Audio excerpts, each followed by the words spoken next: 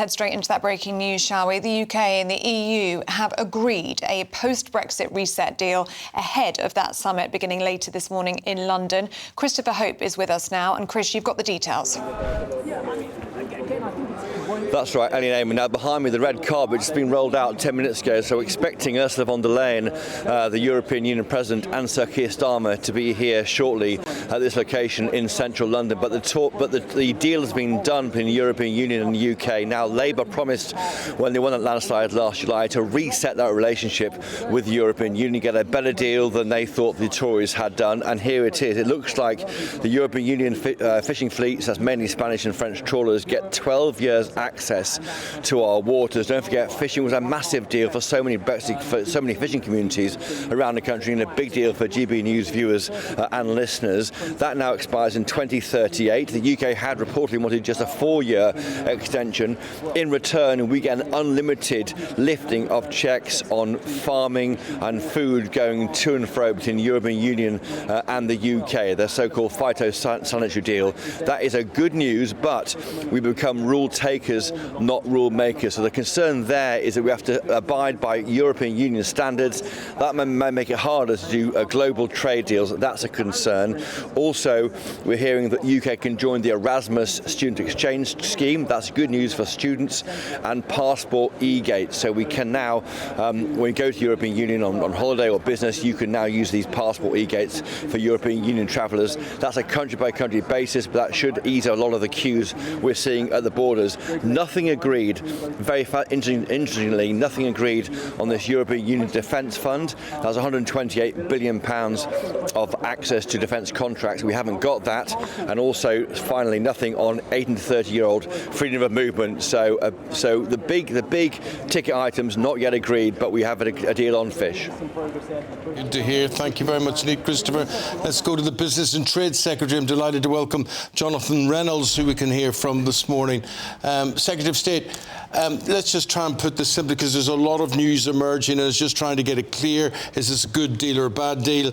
If 10 was your best deal, how would you score this one out of 10?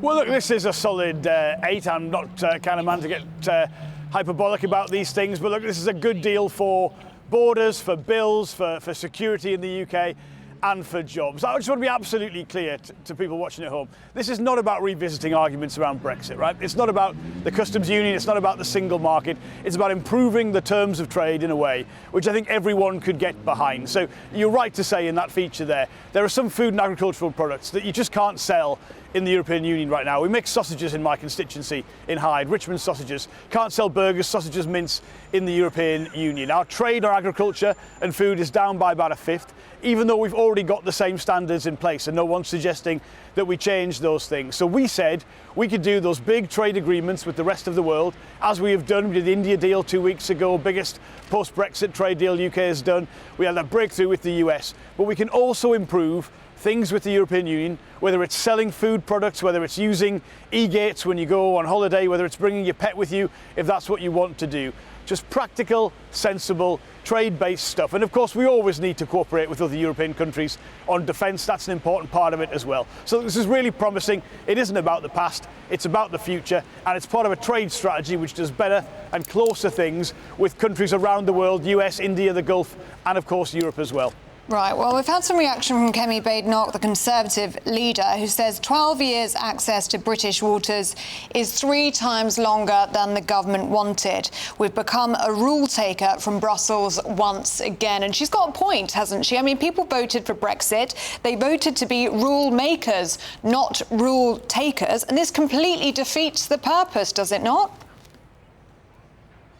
No, look, Kemi's wrong as ever. I would broadly say take whatever Kemi Badenoch says and don't listen to it, right?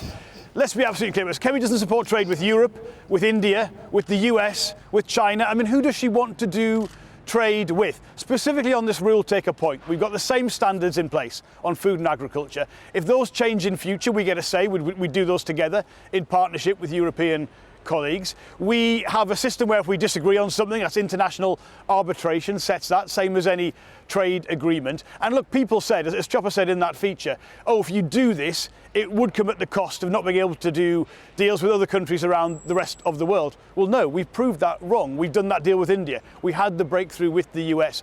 We have a manifesto commitment not to lower or to change food production standards in the UK. This is the sort of chlorinated chicken argument. We said we're never going to change that, and we're going to do closer trade with Europe and with the rest of the world. And we have proved that is possible. And look, at the end of the day, on all of these decisions, it's this place, it's the UK Parliament here in Westminster, which decides. That is the sovereign decision-making body. That is what people, I think, voted for in the referendum, and that's what this deal maintains. Well, you gave me an 8 out of 10 for the deal, which sounds pretty good, but I'm getting the impression with you, Jonathan, that you're thinking, right, this is what we've got today. It might be different in 6 months' time. It might be different in a year. It's the beginning of something. Well, yes. I mean, look, there's some really big gains for everyone in the UK from what has been agreed today, and gains on the European side as well. Good trade deals are win-wins for both sides. But you're right to say it's got to be a process. I mean, look, we're always going to need to be talking to countries that are close to us, of whom we have a lot of trade with, and the EU as a whole is our biggest trading partner, double the trade we do with the US. So it's really, really important to us. There are some things I would have wanted additional to this deal. You never get anything that you want in any negotiation. I mean, we can talk about some of those things in future. But, if right now you are selling some food or agricultural products to the EU, you're going to wait a long time at the border. You're going to pay at least £200 for an export health certificate, even though the rules are the same already. Removing those things in a way which makes it easy to trade, reduces cost, reduces delays, that has got to make sense. And on things like using e-gates when you go abroad, again, just surely common sense that we can come to some sort of agreement on these things. Though, what the UK actually gets out of this deal, I mean, other than getting through the airport quicker through the e-gates. I mean, if you look at the fishing rights, have you sold out our fishermen? And you know politically how damaging that will be. The political support that you have in coastal communities and seaside towns, you have essentially just handed over to Reform. No, completely disagree. So first of all, the situation doesn't change from what we have now, and the principle of some access to UK waters was already part of the terms of leaving the European Union. We're not changing any of that. Yes, it's got more certainty rather than the annual negotiations which were put into the 2026 agreement when we left. But look, what those people need, what those sectors need, it's not just about what you gain in terms of fishing in the UK, it's who you sell that product to. And a lot of the stuff, particularly shellfish, particularly salmon, we have major markets for in the European Union. So you've got to think about not just what you're catching, but who you're going to sell it to, how easy is it to do that. And at present, it is not easy. You talk to anyone, whether they manufacture chocolate or whether they sell shellfish into France, it's very slow, it's very difficult, it's costly. So there's big gains for that sector by removing those checks. And so you say, what have we gained? Well, we've gained, yes, it's easy. Your life's going to be easy when you travel to Europe.